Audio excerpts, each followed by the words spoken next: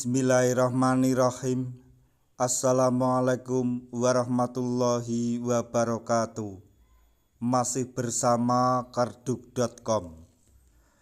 Pada video kali ini kami akan menyampaikan kabar yang kurang baik untuk para tenaga honorer terkait dengan seleksi P3K tahun 2024, yaitu kabar buruk untuk tenaga honorer non-database BKN. Dua pasal pada RPP manajemen ASN dinilai bikin rugi mereka. Begini isinya. Untuk mengetahui kelanjutannya silahkan simak video ini sampai selesai. Tapi sebelum kami lanjutkan, bagi rekan-rekan yang baru menemukan channel ini, tekan like dan subscribe-nya, dan juga tekan lonceng notifikasinya supaya nanti bisa mengetahui informasi terbaru terkait dengan seleksi P3K tahun 2024. Sekarang mari kita simak dan cermati penjelasan yang ada di video ini supaya nanti tidak gagal paham.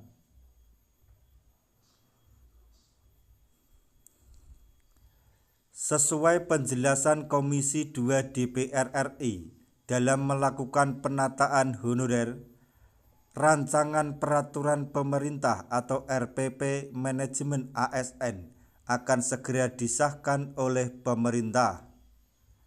Hal ini berarti seluruh ketentuan dalam RPP manajemen ASN tersebut akan menjadi landasan hukum dalam pengelolaan ASN, termasuk penataan tenaga honorer menjadi pegawai pemerintah dengan perjanjian kerja atau P3K.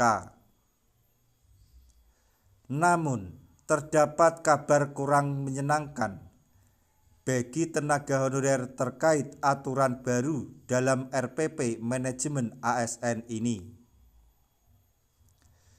Dua pasal di dalamnya berpotensi berdampak buruk terhadap honorer yang tidak terdata di Badan Kepegawaian Negara atau BKN atau yang bisa disebut non-database BKN. RPP manajemen ASN telah memasuki tahap finalisasi dan tinggal menunggu pengesahan. Salah satu bagian pentingnya adalah bab 15 yang secara khusus mengatur mekanisme penyelesaian tenaga non-ASN atau honorer. Di dalam bab tersebut, pasal 302 dan 303 menjadi sorotan utama karena berisikan aturan yang dinilai merugikan tenaga honorer yang tidak terdaftar dalam database BKN. Pasal tersebut bunyinya yaitu Pasal 301 atau 301 Tenggat Penyelesaian Tenaga Non-ASN.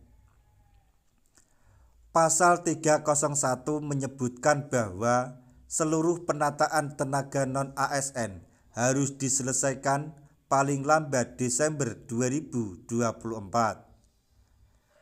Ketentuan ini sejalan dengan amanat Undang-Undang Nomor 20 Tahun 2023 tentang ASN. Meski demikian, permasalahan muncul pada ketentuan-ketentuan di pasal-pasal berikutnya. Pasal 302 Pengangkatan tenaga non-ASN. Pasal 302 ayat 1 menyatakan bahwa tenaga non-ASN dapat diangkat menjadi P3K penuh waktu atau full time atau P3K paruh waktu atau P3K part time. Namun, Ayat 2 menjadi perhatian serius karena menyebutkan bahwa pengangkatan tenaga non-ASN hanya didasarkan pada data yang ditetapkan oleh lembaga pemerintah non-kementerian. Dalam hal ini, data tersebut mengacu pada database BKN. Hal ini dinilai membawa dampak buruk bagi tenaga honorer yang tidak masuk daftar dalam database BKN. Seperti tenaga pendidik yang hanya terdata di Dapodik atau tenaga teknis lainnya yang terdata di kementerian dan lembaga non-BKN. Dengan demikian, banyak tenaga honorer yang telah mengabdi bertahun-tahun di instansi pemerintah berisiko tidak dapat diangkat menjadi P3K. Selanjutnya, pasal 303, kewajiban seleksi bagi tenaga non-ASN. Pasal 303 mempertegas bahwa tenaga honorer yang ingin diangkat menjadi P3K wajib mengikuti seleksi sesuai tahapan yang ditetapkan. Seleksi ini mencakup tes kompetensi dasar, SKD, wawancara, serta persyaratan lain sesuai ketentuan. Sayangnya, ketentuan ini tetap mengacu pada data tenaga honorer yang terdaftar di database BKN, sehingga tenaga honorer yang tidak terdata otomatis kehilangan peluang.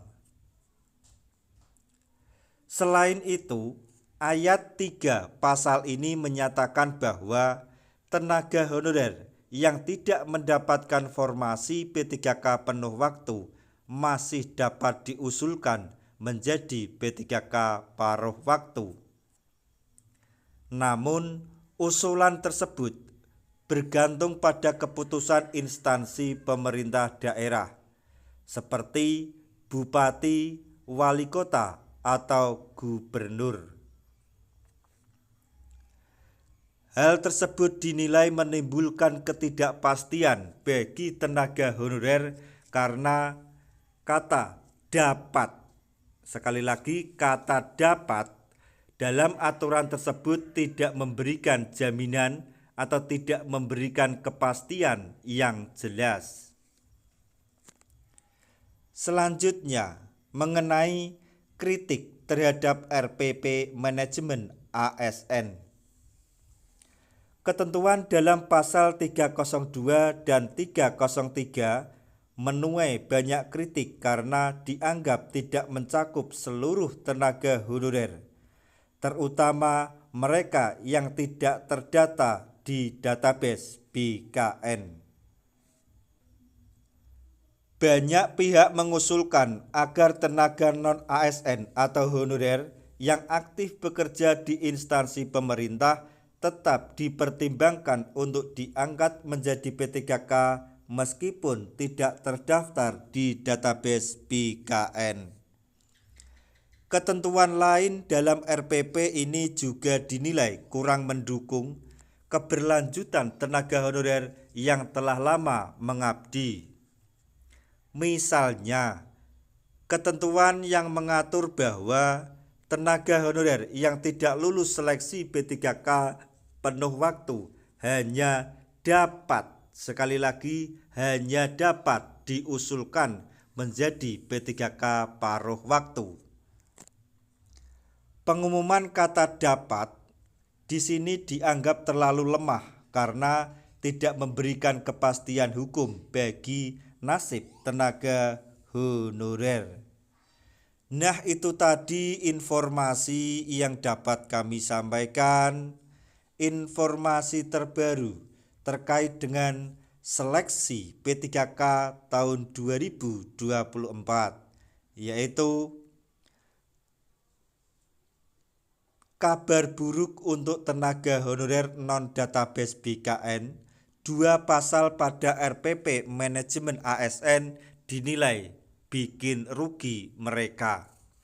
Semoga informasi ini dapat bermanfaat bagi rekan-rekan tenaga honorer semuanya. Di akhir video, kami mengucapkan banyak terima kasih. Wassalamualaikum warahmatullahi wabarakatuh.